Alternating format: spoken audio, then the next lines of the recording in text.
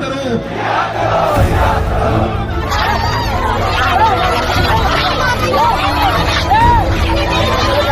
Welcome दोस्तों, इस video में बात करेंगे कि इस वक्त सोशल मीडिया पर क्या वायरल चल रहा है। मुफ्ती सलमान अजहरी के हवाले से हैशटैग ट्रेंड कर रहा है, हल्द्वानी के हवाले से कर रहा है, रवीश कुमार के हवाले से कर रहा है। हल्द्वानी मामले पर रवीश कुमार ने भी बयान दिया और कई सारी रिपोर्टें निकल के आ रही हैं कि किस तरीके से हल्द्वानी के अंदर कल 4 बजे जब बुलडोजर की कार्रवाई हो रही थी तो किस तरीके से वहाँ मुसलमानों ने विरोध प्रदर्शन किया। रात होते होते तक जो मामला सामने आया और जो अभी रिपोर्टें आ रही हैं वो शेयर करेंगे आपके साथ इस वीडियो में। लेकिन आगे बढ़ने से पहले आप सभी से गुजारिश कि चैनल को सब्सक्राइब और रीच के लिए लाइक शेयर कमेंट करना ना भूला करें। सबसे पहले मुफ्ती सलमान अजहरी के हवाले से क्या हैशटैग ट्रेंड कर रहा है और क्यों कर रहा है, क्योंकि लगातार उनकी रिलीज़ की मांग चल रही है। क्योंकि रिपोर्ट में मैंने आपके साथ 2 रिपोर्टों में जो मैंने आपके साथ 1-2 दिनों में शेयर करी थी पिछली, उसके अंदर मैंने बताया था कि किस तरीके से हेट स्पीच मामले में उनकी गिरफ्तारी हुई है। अहमदाबाद ATS उनको लेके जाया गया और जिस तरीके से ये अपडेट्स आने लगे कि वहाँ 1 दिन की कस्टडी में उनको रखा गया, फिर बाद में बेल मिली और उसके बाद बेल से वो रिहा नहीं हुए।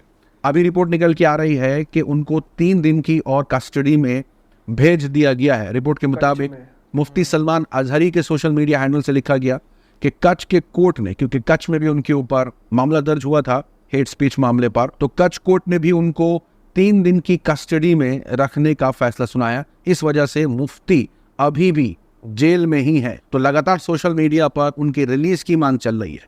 देश के अलग अलग हिस्सों से जो है वो अपडेट्स आ रहे हैं कि मुफ्ती के लिए लोग सड़कों पर उतरे हैं, रिलीज की मांग कर रहे हैं, इस तरीके की कार्रवाई के खिलाफ विरोध प्रदर्शन कर रहे हैं। आवाज उठाने आए हो तो खुल के आवाज उठाओ। शेर हिंदुस्तान सलमान अजहरी साहब को रिहा करो। सलमान अजहरी साहब किबला को रिहा करो। सलमान अजहरी साहब किबला को। इस उम्मीद और यकीन के साथ कि हमारा मुल्क हिंदुस्तान का कानून हमें इंसाफ देगा और जल्द से जल्द हजरत मुफ्ती सलमान अजहरी साहब किबला को रिहा कर दिया जाएगा। लेकिन वहीं अगली तरफ ये भी आपको बता दें कि कुछ लोगों का ये भी कहना था, सोशल मीडिया की रिपोर्ट मैंने आपके साथ पिछली बार भी शेयर करी थी, जहां लोगों का कहना था कि भाजपा से जुड़े कई ऐसे नेता हैं जिन्होंने मुसलमानों के खिलाफ खुलेआम बुराई फैलाई है, नफरत फैलाई है, गाली गलौज करी है, उनके ऊपर कोई कार्रवाई नहीं हुई। लेकिन अभी जो वीडियो क्लिप वायरल हो रही है जिसके अंदर एक सिख जो है इन्हीं बातों को दोहरा रहा है मीडिया को बाइट देते हुए, फलाने फलाने काटे जाएंगे और राम राम चिल्लाएंगे। क्या तब गिरफ्तारी हुई थी?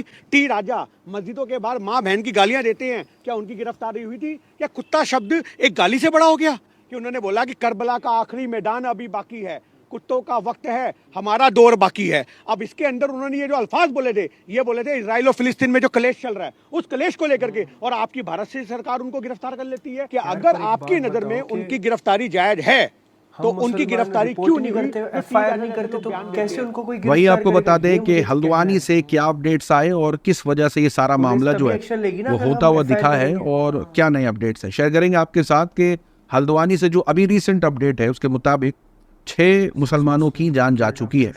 रिपोर्ट में बताया जा रहा है कि जानी, आरिस, फहीम, इसरार, सिवान, इन लोगों की हल्द्वानी में जान जा चुकी है शूट एट साइट ऑर्डर के बाद। जी हाँ, इतना बड़ा फैसला ले लिया सरकार ने जिसके अंदर 6 लोगों की अभी तक रिपोर्ट आ रही है जान जा चुकी है।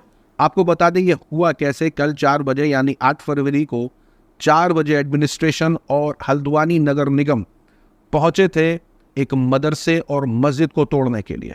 लगातार कुछ दिनों से अपडेट्स आ रहे हैं कि सरकारी ज़मीन पर जिस तरीके से इलीगल घर और धार्मिक स्थलों पर जिस तरीके से कार्रवाई हो रही है, उनको तोड़ा जा रहा है। उसके अंदर एक और मामला ये सामने आया था कि कल 4 बजे जब एडमिनिस्ट्रेशन और नगर निगम पहुंचे थे तो मुसलमानों ने विरोध प्रदर्शन किया था। इस विरोध प्रदर्शन की जो वजह थी वो मैं आगे आपको बताऊंगा।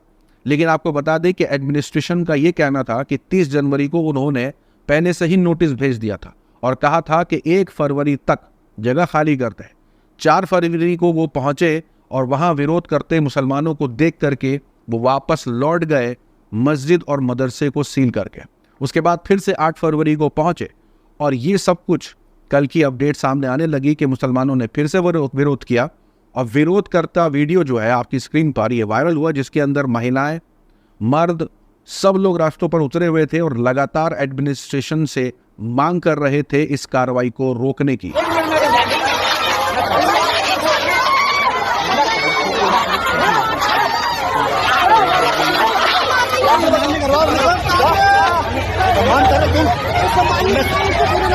एडमिनिस्ट्रेशन और नगर निगम ने एक ना सुनी और उन्होंने मदरसे को तोड़ डाला।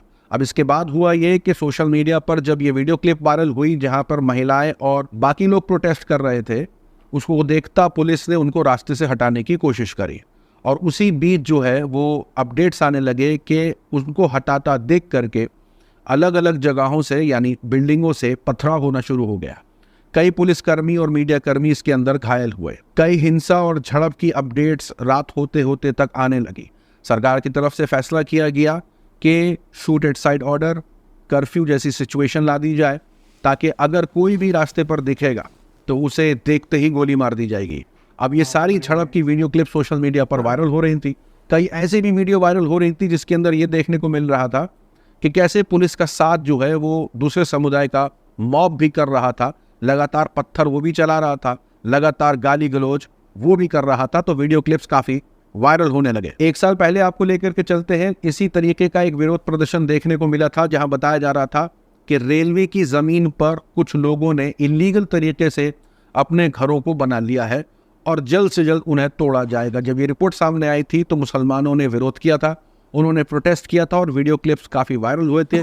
बताया जा रहा था कि 50,000 से ज़्यादा लोग हैं, 4,000 के करीब घर हैं जो इस लेवल पर आ चुके हैं कि अब वो बेघर होने वाले हैं और उनके घरों को तोड़ दिया जाएगा। लेकिन उसके बाद कई कोर्ट की कार्रवाई की बात आने लगी, जिसके बाद अभी ये अपडेट आने लगी कि किस तरीके से पहले उन्हें आगाह किया 30 जनवरी को, 1 तारीख को बताया कि खाली करें, उसके बाद 4 को पहुंचे एडमिनिस्ट्रेशन, उसके बाद 8 को और 8 को ये सब कुछ हो गया। और ये सब कुछ इसलिए हो रहा था क्योंकि रिपोर्ट में बताया जा रहा है कि 2007 के हाईकोर्ट के फैसले के तहत ये कार्रवाई हो रही थी। लेकिन लोगों का कहना है कि उस हाईकोर्ट के फैसले पर स्टे सुप्रीम कोर्ट ने लगा दिया था। तो फिर कार्रवाई की क्या वजह है जब स्टे लगा हुआ था?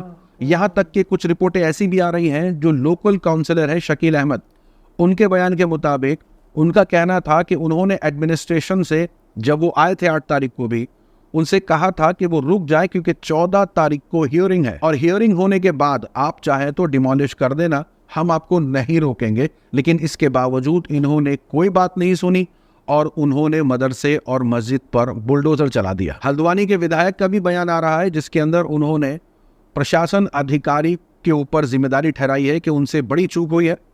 पुलिस अधिकारी जल्दीबाजी में उतावला होकर के वहां पहुंच गए और ऑर्डर होने के बावजूद बिना कॉन्फिडेंस में लिए उन्होंने कार्रवाई को अंजाम दे दिया। उन्होंने जांच की भी मांग करी है, बताया है कि ये कैसे शुरू हुआ, इसकी अच्छे से जांच हो जानी चाहिए। नहीं देखिए, तो बहुत बड़ी चूक है प्रशासन और उसके अधिकारी हैं जिनका बड़ा उतावलापन है। वो जब कोर्ट अप्रोच जिन लोगों ने करा था उन्हें 14 तारीख की डेट उनके पास थी, लेकिन जल्दबाजी में और बिना कॉन्फिडेंस में लिए हुए वहाँ आप एकदम वहाँ पहुँच जाते हैं। बहुत बड़ा एक इसमें पूरी जांच बैठनी चाहिए।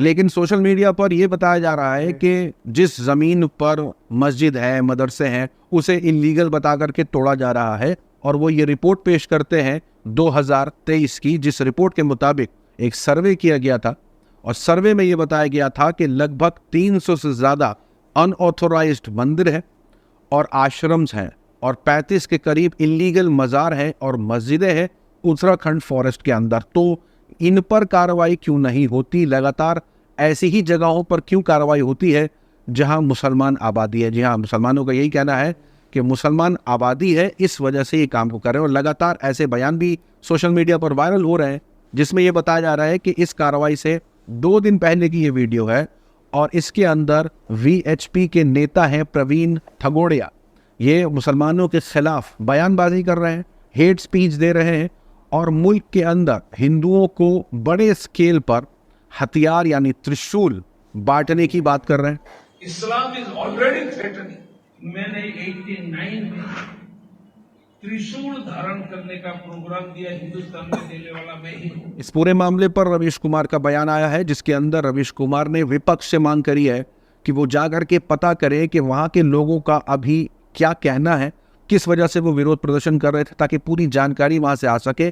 क्योंकि सरकार के लिए तो मीडिया ही रिपोर्टिंग करता दिखाई दे रहा है, क्योंकि लगातार ऐसी रिपोर्टें आ रही हैं जिसके अंदर वो एक तरफा ही रिपोर्टिंग करते हुए दिखाई दे रहे हैं। वहाँ के लोगों का जो बयान है वो कहीं दिखाई दे नहीं रहा है, जिस पर उनका कहना है कि वो जाके पता करें। क्योंकि अगर अखबारों की पढ़ेंगे तो उसके अंदर जिस तरीके से रिपोर्टिंग की जा रही है उसमें तो ऐसा ही लग रहा है कि वोट बटोरने के लिए ये सारी चीज़ें की जा रही हैं।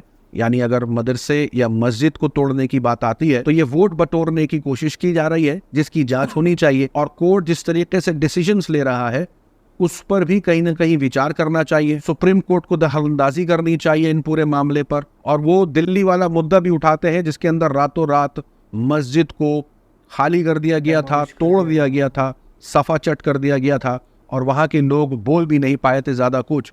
तो इस तरीके की जो अपडेट्स आते हैं, रवीश कुमार का कहना है कि ये वोट बटोरने के लिए किए जाते हैं, जिसकी जांच होनी चाहिए कि ये हो, ऐसा रहा तो हो क्यों रहा है। और वहाँ के लोग जो इस वक्त जिस बात से जूझ रहे हैं, जो हालात वहाँ के हैं, वो भी पता करना बेहद ज़रूरी है, क्योंकि गोदी मीडिया वहाँ की रिपोर्टिंग नहीं पेश कर रहा। हल्द्वानी के लोगों का क्या कहना है वो बात सामने निकल के नहीं आ रही। और सारी बातें सिर्फ सरकार वाली आ रही हैं कि वो बुलडोज़र लेके पहुँचे, कार्रवाई करने पहुँचे, उनका विरोध किया गया, पत्थर फेंके गए, यही रिपोर्टिंग हो रही।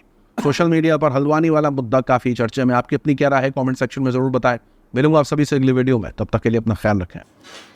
सबसे पहले तो मैं जितने भी लोग हल्द्वानी से ये वीडियो देख रहे हैं, चाहे वो हिंदू भाई हैं, चाहे वो मुसलमान भाई हैं, चाहे वो कोई भी धर्म से रिलेट रखते हैं, डज़न्ट मैटर, बट आप सबसे गुजारिश है अपने घरों में रहें, अपने फैमिली का ख्याल रखें, बिकॉज जान है तो जहान है।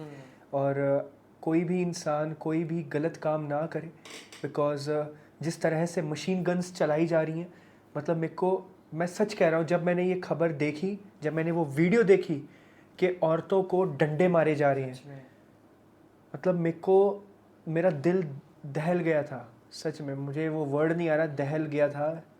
बट मैं उस टाइम पे भाई सच में सुध-बुध खो दी थी मैंने कि भाई ये क्या हो रहा है।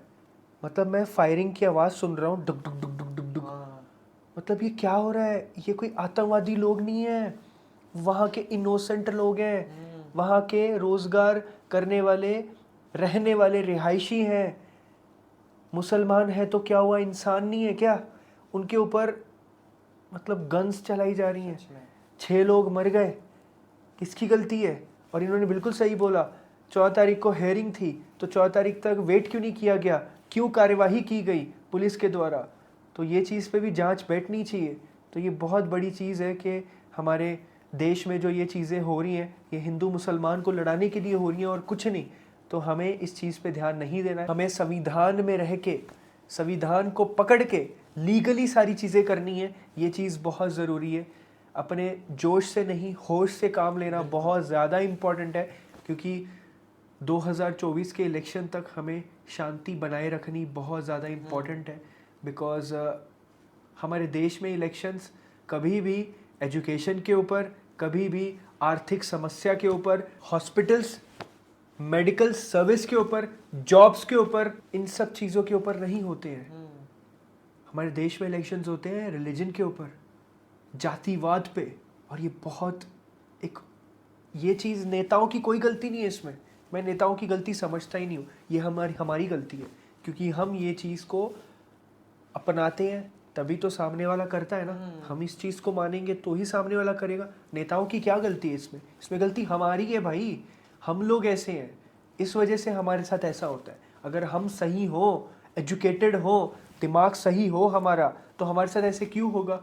तो ये सीधी सी बात है, अपने आप को सेफ रखें और अपने परिवार का ख्याल रखें, बिकॉज आपके परिवार को कोई देखने वाला नहीं है आपके बिना। तो उनका ख्याल रखना बहुत ज़रूरी है। और मैं महिलाओं से रिक्वेस्ट करना चाहता हूँ, ऐसे प्रोटेस्ट के माहौल में आप महिलाएं एटलीस्ट बाहर मत निकला करो। भाई कितनी बेहयाई होती है, कितनी ज़्यादा बेपर्दगी होती है। चाहे आपने पर्दा डाला है बट सामने वाला आपको टच कर रहा है, वो गलत है ना, वो सही नहीं है। आपको इस चीज़ पे फोकस करना है, इस चीज़ का ख्याल रखना है कि आपको अपने घर में बैठना है। ये आपका काम नहीं है ये प्रोटेस्ट करना, ये सब चीज़ें करना। तो प्लीज़ इट्स अ रिक्वेस्ट। ठीक है जी, जज़ाकल्लाह खैर, फ़ी अमान अल्लाह।